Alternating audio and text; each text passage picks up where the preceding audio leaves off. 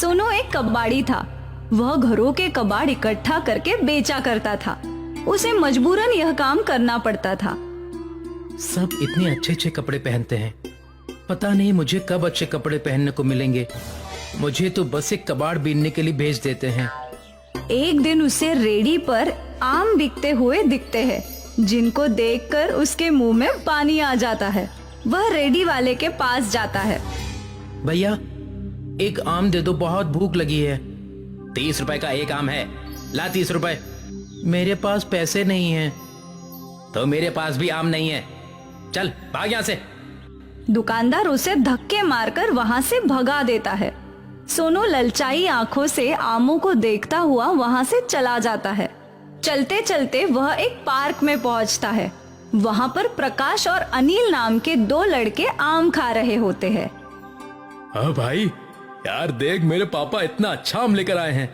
अरे वाह, आम तो देखने में बहुत ही अच्छा लग रहा है। चल जल्दी से निकाल और खाते हैं। ये कोई आम नहीं है, बहुत खास आम है। महंगा भी बहुत होगा।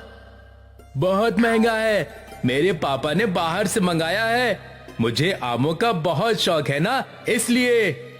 आम खाना तो मुझे भी बहुत अच्छा लगता है। अब और सब्र नहीं हो रहा, जल्दी से आम निकाल, खाते हैं।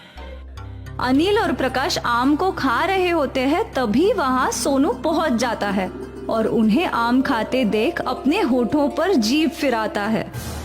अरे इस कबाड़ी को देख, हमें आम खाते देखकर कैसे ललचा रहा है। क्या फटी हुई आंखों से देख रहा है? क्या कभी आम नहीं देखा? खाना है क्या आम? सोनू हाँ में गर्दन हिला देता है। वो उसकी तरफ आम बढ़ाते हैं। जैसे ही सोनू आगे बढ़ता है, वह आम को पीछे खींच लेते हैं और सोनू आम को पकड़ने के लालच में मुंह के बल गिर जाता है। आया बड़ा आम खाने वाला, औकात है तेरी? औकात तो गुठली के लायक भी नहीं है। कितना महंगा आम है, इसकी तो खुशबू लेना भी महंगा पड़ सकता है तेरे को। प्रकाश और अनिल उस पर हंसते हैं। सोनू वहाँ से मायूस होकर निकल जाता है और कंधे पर अपनी कबाड़ की थैली लटकाकर चल देता है। चलते चलते उसे एक साधु महाराज मिलते हैं, जो बेहोश होकर जमीन पर गिरे हुए होते हैं। वह उन्हें देखकर उनके पास दौड़ कर जाता है। महाराज क्या हुआ? अब बेहोश कैसे हो गए? मुझे इनको पानी पिलाना चाहिए। सोनू भागा भागा पास की नदी से पानी लेकर आता है और साधु महाराज के मुंह पर छिड़कता है। साधु महाराज को होश आ जाता है। सोनू को अपने पास देखकर साधु महाराज उससे कहते हैं, कौन हो तुम और यहाँ क्या कर रहे हो? और मैं जमीन पर कैसे गिरा? मुझे कुछ याद नहीं है। साधु महाराज, गर्मी होने की वजह से आप बेहोश हो गए थे। मैंने पास की नदी से पानी लाकर आपके ऊपर छिड़का और पिलाया है, जिसकी वजह से आपको होश आ गया। तुम्हारा बहुत बहुत शुक्रिया बेटा कि तुमने मेरी फिक्र की। महाराज, ये तो मेरा फर्ज था। पर तुम इतने उदास क्यों लग रहे हो? तुमसे किसी ने कुछ कहा है क्या? सोनू साधु को सारी बात बता देता है और अपने आम खाने की इच्छा को व्यक्त करता है।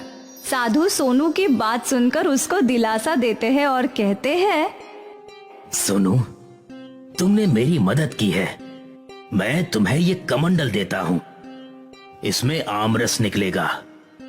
उसको जितनी बार तुम उल्टोगे, उतनी बार आमरस निकलेगा।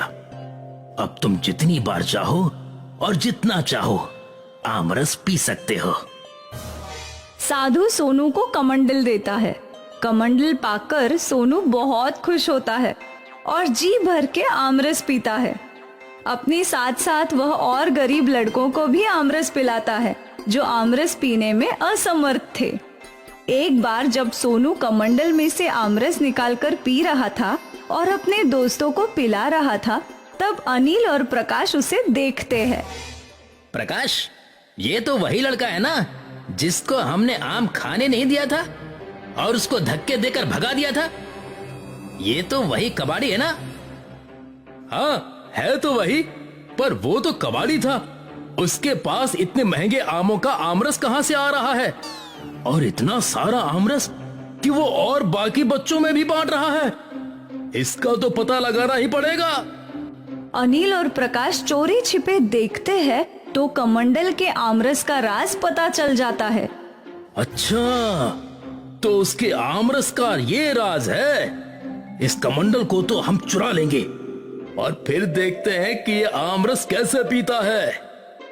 अनिल और प्रकाश सोनू की आंख बचते ही वह कमंडल चुरा लेते हैं और पहाड़ी पर जाकर छुप जाते हैं। वहाँ पर उन दोनों में होड़ लगती है कि कौन उस कमंडल में से आमरस निकालेगा। ला प्रकाश, मुझे कमंडल दे, आमरस निकाल कर पीते हैं। मैं क्यों कमंडल दूं? मेरे हाथ में है कमंडल, तो आमरस मैं ही निकाल देता हूँ। नहीं नहीं, आमरस तो कमंडल से मैं ही निकालूंगा। अगर हिम्मत है तो मुझसे लेकर दिखा दे। आमरस का कमंडल मेरे पास है और मैंने मेहनत ज्यादा की थी कमंडल चुराने में, तो कमंडल का आमरस मेरा हुआ। मैं तुझे थोड़ा सा दे दूंगा। प्रकाश और अनिल उस कमंडल के लिए आपस में झगड़ा करने लगते हैं। तभी कमंडल उनके हाथ से गिर जाता है और आमरस बाहर गिरना शुरू होता है। जितनी बार वह पहाड़ी से टकराता है उतनी बार आमरस कमंडल से निकलता है, जिसकी वजह से वहाँ बाढ़ आ जाती है। मैंने कहा था ना, कमंडल मुझे दे दे, मैं इसमें से अच्छी तरह से आमरस निकाल लूंगा। पर तू तो है कि मेरी सुनता ही नहीं। अब जितनी बार भी ये पहाड़ी से टकराता है उतनी बार इससे आमरस इतना ज्यादा से ज्यादा निकल रहा है। इसी तरह से ये निकलता रहा तो बाढ़ आ जाएगी आमरस की। मुझे क्या पता था इसका जादू इतना ज्यादा चलेगा कि बाढ़ आने की नौबत आ जाएगी। देखते ही देखते पूरी कॉलोनी आमरस के सैलाब में डूब जाती है।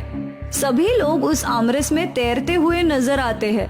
सबके घरों में आमरस पहुंच जाता है। जैसे ही सोनू को आमरस की बाढ़ के बारे में अंदाजा होता है, वह उस कमंडल को ढूंढने के लिए निकल जाता है। वह बाढ़ में बहता हुआ कमंडल के पास पहुंच जाता है। इस कमंडल के आमरस से तो बाढ़ ही आ गई है। इस बाढ़ को कैसे न कैसे करके मुझे ठीक करना होगा, नहीं तो सब कुछ तबाह हो जाएगा। सोनू उस कमंडल को अपने हाथ में लेता है और कमंडल से कहता है, कमंडल कमंडल, इस आमरस को अपने अंदर फिर से समेट लो। अगर तुम इसी तरह आमरस को बाहर करते रहोगे तो पूरी दुनिया ही इस आमरस में समा जाएगी। तुमसे अनुरोध है कि इस आमरस को अपने अंदर समेट लो।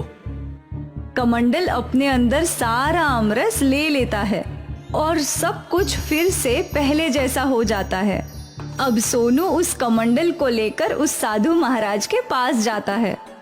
साधु महाराज, इस कमंडल की अब कोई जरूरत नहीं है। इस कमंडल की वजह से तो पूरे आमरस की बाढ़ भी आ गई थी। मुझे तो बस थोड़ा सा आमरस चाहिए। मैं नहीं चाहता कि इस कमंडल के आमरस से फिर से कोई परेशानी हो।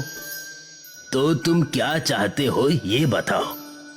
साधु महाराज, मैं आपको ये कमंडल वापस करना चाहता हूं। आप इस आमरस के कमंडल को वापस ले लो, जिससे आगे कोई परेशानी ना हो।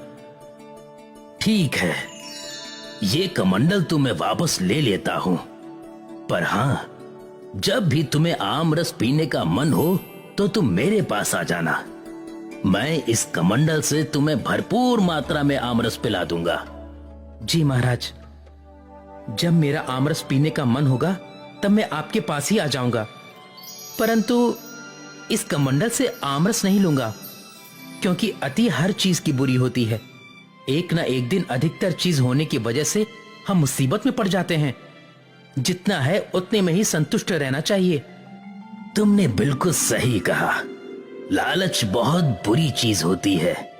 लालच में आकर ही अनिल और प्रकाश ने ये कमंडल चुराया, जिससे मुसीबत खड़ी हो गई। साधु को प्रणाम करके सोनू वहां से चला जाता है और फिर अपने कबाड़ बेचने का काम शुरू कर देता है।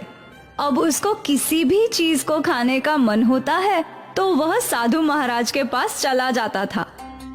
वह अपनी शक्तियों से उसको वही चीज दे दिया करते थे, परंतु वो कभी भी लालच नहीं किया करता था, क्योंकि उसने लालच का परिणाम भुगत लिया था।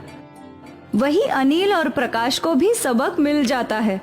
वह अब किसी गरीब को परेशान नहीं करते हैं और कभी लालच नहीं करते हैं।